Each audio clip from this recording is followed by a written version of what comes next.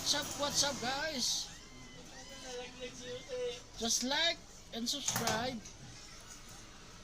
Thanks.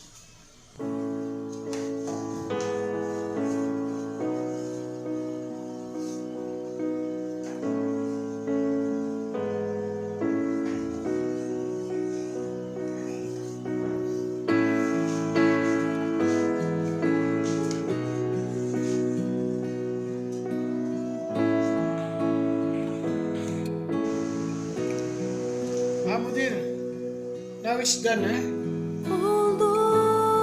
Tomorrow he can use because I put the silicone. Wait to dry the silicone and he can use tomorrow. Tomorrow he will see it in the afternoon or in the evening.